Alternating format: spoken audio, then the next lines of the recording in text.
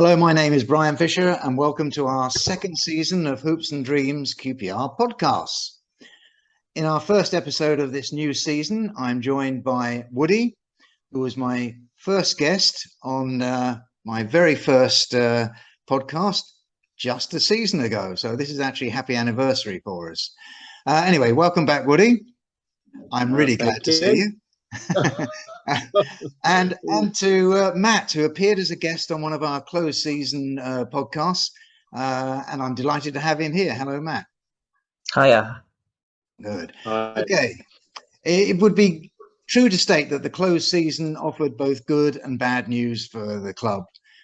We didn't lose any of our star players, and we gained the Stanley Bowles stand. But we also did not get the right back and striker that we wanted. Although tonight I'm now hearing that Man United have agreed the loan for Ethan Laird at right back. He's an under-20s England player with limited experience in the Championship, and I don't think any in the Premier League. But anyway, that's going to give us a fair bit of cover on the right back. In addition, anyway, our pre-season friendlies were a mixed bag, with success in Germany and elsewhere being countered by some stark reality in the form of Crystal Palace. So we waited for that away game at Blackburn on Saturday the 30th of July with some trepidation. A new manager, known weaknesses plus injuries too for the squad, and an opponent in Blackburn that we have an appalling record against. As it turned out, the match was physical, especially from the Blackburn side, and the R's came away 1-0 losers from a well-taken long-range shot by Mr. Travis, who somehow had nobody marking him. I'm not quite sure why. The game featured Shodipo up front, partnering Chair and Dykes, with Johansson alongside Dazelle behind Field in midfield. And Kake was at right back on a back four. Of the three areas, it was Kake that concerned me the most. But when it came to the actual match, he was the least of our worries, to be honest. I felt Johansson at times seemed overwhelmed and still off pace from last season, whilst Dazelle just seemed lost at times, perhaps not helped by the fact that he seemed to be tasked to protect Kake at right back. And up front, Shodipo lacked both defensive thinking and attacking nous, as he was bundled off the ball. And Dykes lost so many balls in the air. On the positive side, there was energy and determination from all involved. We also saw a good working relationship developing between the centre-backs and Dieng. And we also saw glimpses of what Mick Beale wanted from this squad: fast tackling, fast ball movement, and attacking play. However, we did look vulnerable when it came to dead ball plays, and conversely, impotent when the ball was in the final third. The R's were also drawn into far too much head tennis for my liking, something we rarely profit from. Playing the ball along the ground until a cross or shot is made is by far the preferred option, I would have thought. We all miss Chris Willock, and I felt certain none more than Ilias Chair. I also wondered at that time if Amos would replace Dazelle when he achieved match fitness. So, Woody, was this a fair result, and could Beale have done anything different? Not sure about a fair result. I think it was pretty even game, to be honest. And I don't think we did enough to win, but I don't think either team did, to be honest. It was the first game of the season. A couple of new players in new positions. I was pleased to see Shodipo having a run out, because I went to the Crawley game and I thought when he came on, he was really good. And he linked up really well with Bon, actually. Yeah, he did. He didn't have that link up with Chair Dykes, did he, at Blackburn? Dykes, I don't think he put studs in his shoes today. he was constantly falling down, wasn't he? Blackburn were very physical. I'm not sure we matched them with that, but I think it was a draw, really, and I would have taken that as well. Blackburn didn't impress me, but I think they're only going to get better. And what about, do you think it was the best starting 11 that Mick Beale chose? I don't think there was much surprise, was there? I mean, Powell, I wasn't too sure about, only because I haven't seen him, so I don't know. But he went straight in, really, didn't he? So he must have impressed the training and the other pre-season friendlies. Um, Clark Salter went straight in. He seems to be a decent prospect. I know he's not around at the moment, No. but yeah, I don't think he could have changed too much. I mean, it's one of those things, in it. It's still transfer windows open. He's still looking at players. I'm not sure that's going to be a regular lineup going forward. I think there's a couple of players that may disappear off the starting lineup. But Yeah. yeah. Okay. Overall, I Go wasn't on. overly disappointed, to be honest. A shame we lost, but I think we did enough for a draw. Yeah. Oh, that's fair enough. Matt, what about you? A fair result that Beale could not have bettered? Yeah, not much surprise really. I think what I gathered the most from it is the fact that we didn't create many chances throughout the game. I think first half, notably, Kakai hit the bar, and then the second half, the main positive for me really was Sinclair Armstrong coming on and getting his league debut. What he offers is a bit of pace, and he can offer that physicality as well. And I think he did that a bit against Blackburn, but again, just the lack of creativity and no shots on goal really. It's just not enough of it. Sort of similar tale that we had towards the end of last season. So yeah, those sort of similarities from that came into the game, but yeah, just the lack of creativity really that I gathered the most from it. Yeah, I mean, Woody mentioned about Crawley, that game there. I was there as well, and Bond played well. Yes, and yeah, I think well with So Shadipo, it was good. yeah, so therefore, given that combination, you can understand why Mick Beale thought, well, I can bring him on. I mean, he brought him on way late. I think they came, 64 minutes. So you had Shadipo and Dazelle replaced by Adoma and Thomas. So he obviously thought, we'll go for pace on here or something. I don't know, or disrupt them. But it wasn't until 77 minutes that he brought Hansen, Chair, and Dykes off, and put on Richards, Bon, and Armstrong. Maybe 77 minutes was a bit late. I don't know. Who knows? I think partly also we've got to be fair on this and say Mick Beale is probably still learning, that what you see in training isn't necessarily what you get, when you're playing a championship side like Blackburn. They were strong. They were. Okay, let's move on to our second game to review, which was Sunday, the 10th of August, when we entertained Middlesbrough at Loftus Road. On paper, at least, this would be a tough test for the R's. And I sat in the South Africa stand expecting a draw or a tough 1-0 at best. So imagine my surprise to find Amos and Willock starting, plus being one up after 13 minutes, courtesy of a superb Willock solo effort. Could things get better? You bet they could. Dunn headed in from a chair corner on 27 minutes, and we were 3-0 up at 38 minutes, courtesy of Dyke stooping down for another one of his headers from near the ground. And that was from a Johansson free kick. 3-0 up. But this is, of course, after all, QPR that we're supporting. And only 3 minutes later, nobody near me was too surprised to see Crooks heading home to make it 3-1. Still, at the break, Chris Wilder had to make 2 key substitutions before things really turned round, with McNair offering better options at the back and Akprom up front, adding that extra striker. These changes caused the R's no end of hassle as the Borough surged forward, dominating the play, laying siege to our goal area as players started to tire. Eventually, on the 74th minute, Willock was replaced by Adoma, which made sense because it was Willock's first competitive game.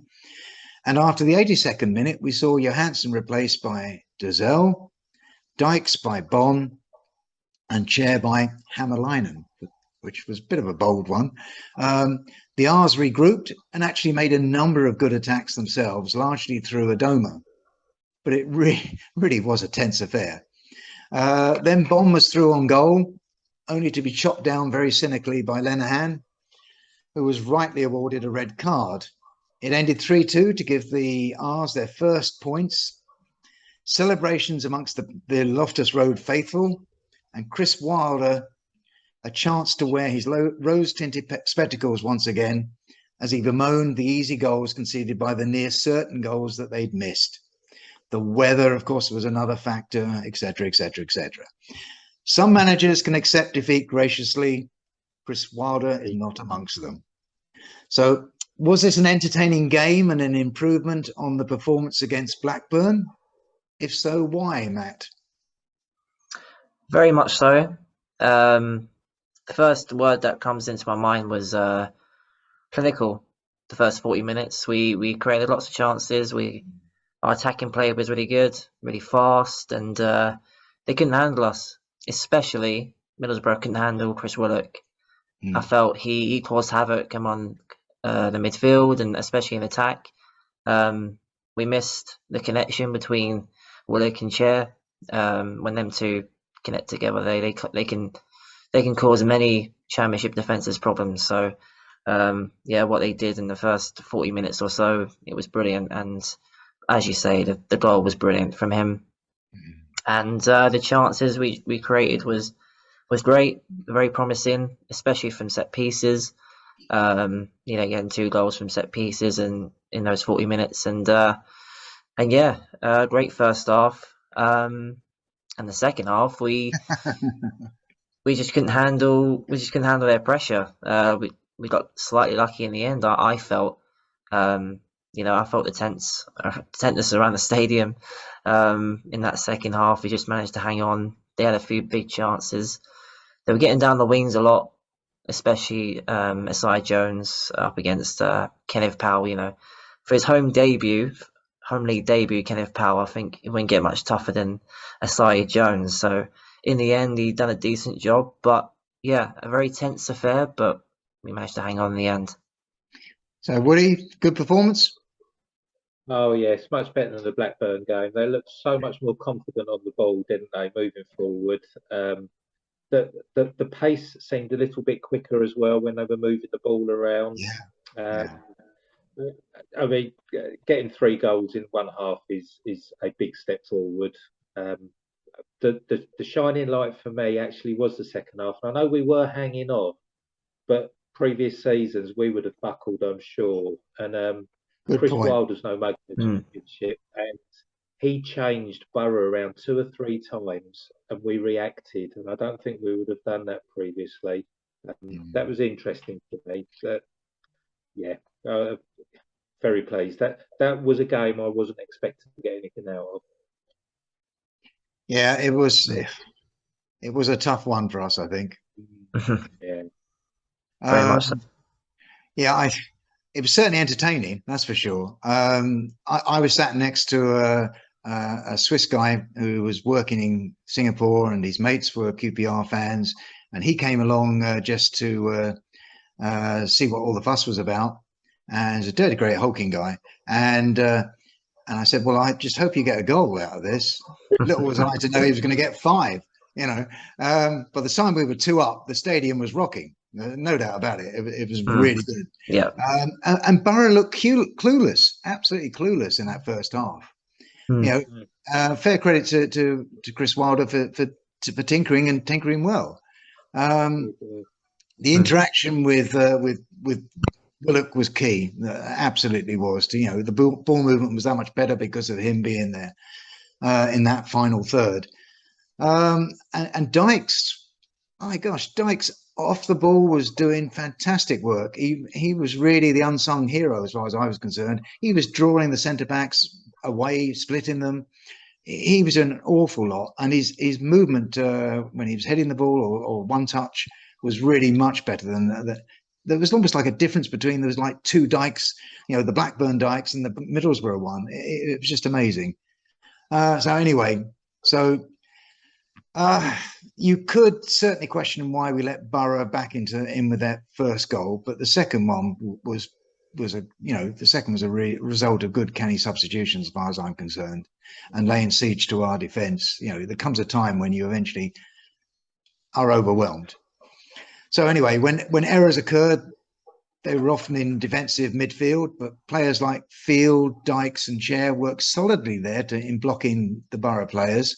It was a really entertaining match to watch, just as long as you weren't a football supporter for either Borough or QPR. Anyway, we got 3 points out of it, so we probably shouldn't say too much about that. Okay, let's move on to the 9th of August and talk about our brief Carabao Cup appearance against Charlton. 24-hour cup fever bug.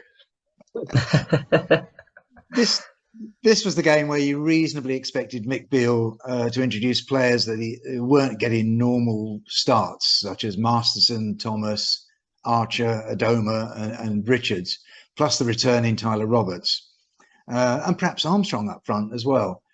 In the end, it was a mix of normal starters and players like Thomas, Bond and Hämäläinen who were featured at the start. At half-time, it was still 0-0, and Mick Beale waited until the 60th minute before bringing on any subs. And Tyler Roberts was the one he brought on, and his move forward and his long-range shot on 80 minutes was inspiring. It really was a very good shot. Sadly, however, this was cancelled out by their subs long-range shot in the 89th minute. So it turned to penalties. And first up was Johansson leading the way as the captain, which you'd expect him to do, only to have his efforts saved by the goallie's foot. Subsequent penalties from Roberts, Dazelle and Shadipo were converted okay, but by then Charlton were 1 up. So when they got to their 5th one, that was it. So we lost on that 5-3. It was galling. Out of interest, my prediction, for what it was worth, was 1-1 at 90 minutes. So I can gloat about that, but of course I didn't put any money on it. Matthew, your thoughts on the game? Was there anything positive? Tyler Roberts is one main positive. I thought when he came on, he injected our play a lot more pace. I felt, for most of the game, the build-up was very slow, no quality, especially in the crossing. Most of the crossing that we did was over here, and but when he came on, he looked a class above, a level above even. You can see he has a great turn of foot and a great shot on him, as you can see. But yeah, he was just class, and he changed it. Against Sinclair Armstrong, a big support among the Ars fans now, as you've heard at Charlton, and he injected our play with a lot of pace towards the end, and we could have nicked it. But yeah, second phase from a corner we conceded from, and their goal was, I looked at it a few times. I think it was just a hit and hope by a Charlton player. He fell over as he hit it and it went in the top corner. So yeah, they all count. They all count. They all count. So, and then the penalties, it's always going to go either way. And they couldn't miss, really. It could have been worse. It could have gone to extra time and then penalties. So I suppose we would have saved that. What are your thoughts? I wasn't really sure what to expect. And when I saw the lineup, I thought, we're going for this. I was really impressed with the lineup. And I'm not too au fait with Charlton, but I believe they made quite a few changes. So I was very optimistic, to be honest, at the start. And typical Rangers, Charlton had 2 or 3 glorious chances in the first 20 minutes and didn't even test the keeper. But that became the story of the night, didn't it? There were chances, but not really threatening the keeper. From perhaps a non-purist view, I didn't quite enjoy the game. I think both teams really were up for it. And although they both lacked a bit of quality up top for the finishing, there was some blood and guts tackling going in from both sides. And some good movement. Yeah. It's just a fault to let the game down in both sides, I think. Totally agree with you, Matt. When Armstrong came on, wow, what prospects. I mean, we do this in Britain, don't we? We see youngsters come through and we start sort of paving the way for them. I hope we give them a chance to develop properly and integrate into the team. Yeah. If that's part of the plan. Very much so. The hunger, the speed, the power was amazing. That really was the highlight for me of the night. And yes, good goal. Nice to see that, isn't it? He took it well, but disappointed because there was a lot of optimism at the beginning of the game. 1-0 up. Did we sit back? I don't think we did actually, did we? I think we were still looking for the second. I didn't see where they were going to score, to be honest, other than perhaps a breakaway. Penalties, perhaps less said than the other. Johansson was an interesting one for me. I know he's first up, and if those tame penalties go in, then it wasn't he called. I'm kind of looking at him thinking, I wonder if he had the because he didn't do much when he came on. Did he have the captaincy taken off of him for that game as well? Yeah. Field had it for the first time. Sam Field, So, I wonder if his heart was in it actually when he came on. To be first taking the penalty. When the final whistle went, I turned to my mate and we were struggling to name 5 players to take penalties as well. So I wonder if we perhaps took too many striking players off towards the end. But it's the League Cup. It would have been nice to get through. I don't know. Do we know who Charlton got? Sorry, that was last in the next round. No. I think they got Walsall away. Oh no, that's a ground I haven't done. Away. Away. Away, yeah. So. Oh no, that's unbelievable. It would have been a nice trip away. I'm changing the report now. What a woeful performance! Let me down. With regard to the Carabao Cup, I felt that few of the starters looked okay. Probably only Field, Dieng, Dickey and Dunn were worth a mention, to be honest. The rest either looked as if they were on low energy mode or just weren't good enough. Thomas, Bonn and Hämäläinen came firmly into that category. They had an opportunity to excel and to put themselves forward to Mick Beale as viable alternatives. Positives, the centre-backs, Tyler Roberts and Sinclair Armstrong, I think, come into that category without a doubt. But as I said, the least said about this Carabao Cup, the better now, I think. Especially now that Woody knows that he can't go to Walsall. Okay.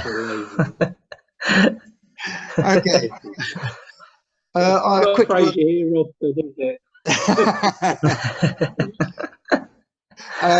We're going to have a quick look now at the games coming up in the next 2 weeks. We'll be covering these, as probably people know already, in another podcast.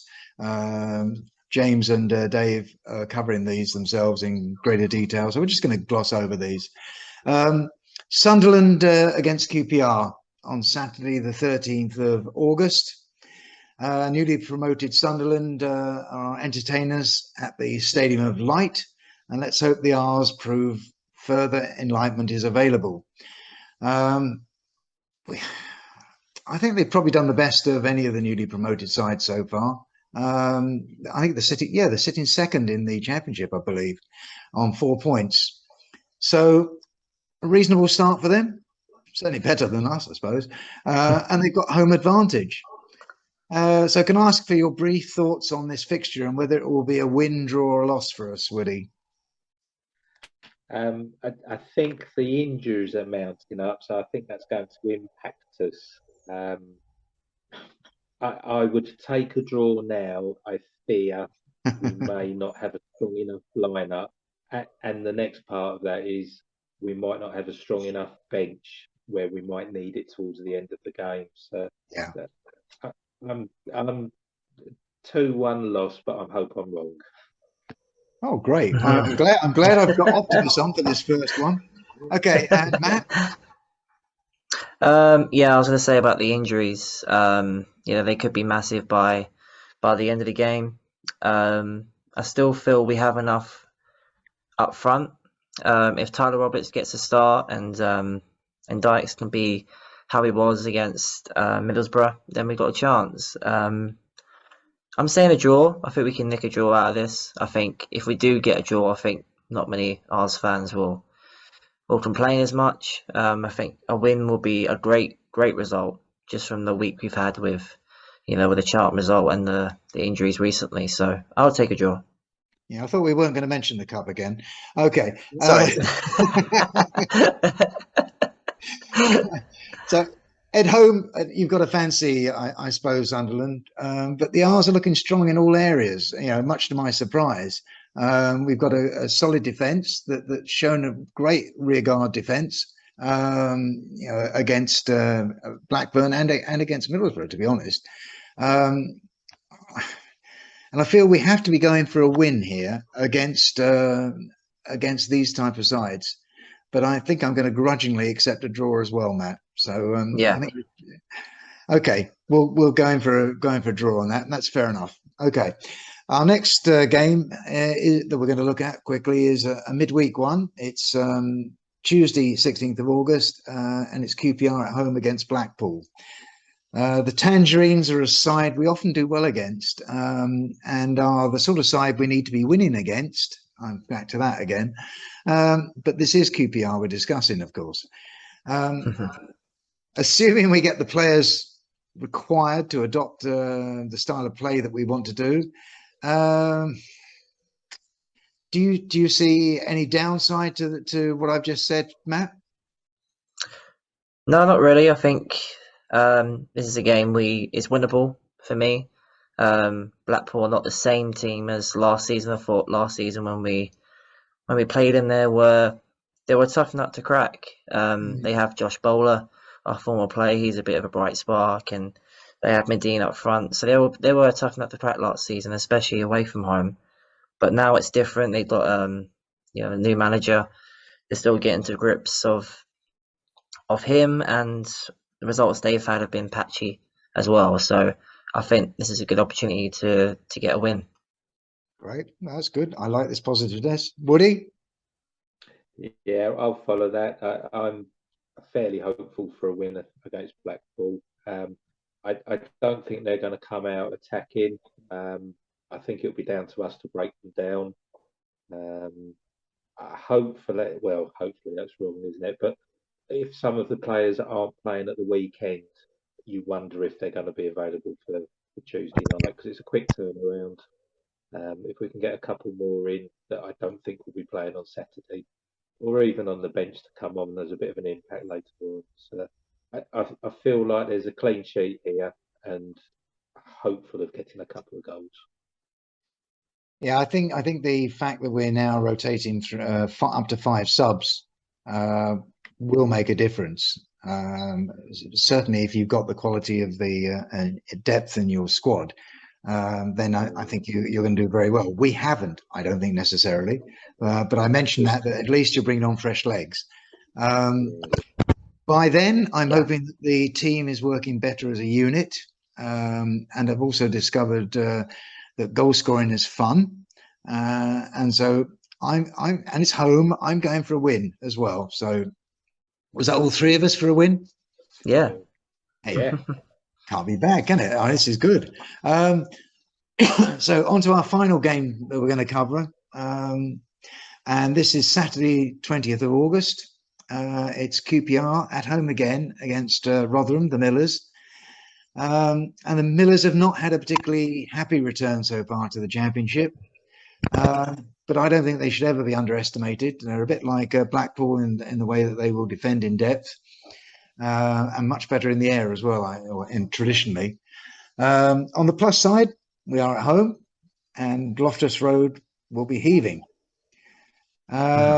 So, Woody, what do you think?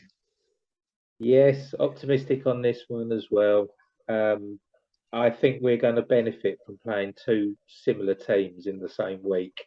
So we'll probably learn a bit from playing Blackpool. I think Rotherham are going to come pretty much the same. Shut up shop. If we can get an early goal, I think I think the gates might open. I think there's an opportunity here for some of the attacking players to take some opportunities. Hopefully, we should get a lot of the ball. And if we'd got 3 points against Blackpool, the crowd's going to be behind. I think this could be a good week for us. I like this optimism, Matt. You feel the same? Yeah, I agree. I think the key is in both games is to get off to a fast start. I agree to the fact that they are going to come, both teams, to try and get a point, especially Rotherham.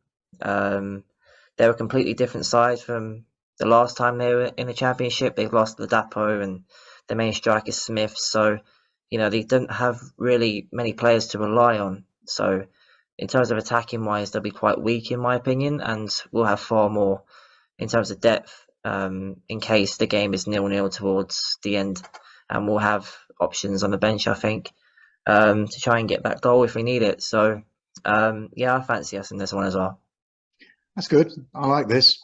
I'm expecting the team by then to be working better together as a unit, and that Rotherham, they're very much like Blackpool, the sort of side we should be beating, the sort of side that we actually like to play because we get to move the ball about a fair bit. I think you're right in a way. If we manage to utilise the wings, those crosses should be coming in, and we should be winning. So it's a win from me as well. So that's good. We'll see, of course. Time will tell. Yeah. So really, that's it for this podcast. Other than for me to ask you all to give your feedback on the shorter podcasts that we're doing at the moment, and recommend that you become a contributor to the Hoops and Dreams forum, or just press subscribe on the YouTube channel if that's where you're watching it. And I'd also like to give a big thanks to my two guests, Matt and Woody. And finally, a big thank you to all of you for watching. I'm Brian Fisher, and this was a Hoops and Dreams QPR podcast. Come on, you R's! We know who we are. You know who we are. We are QPR.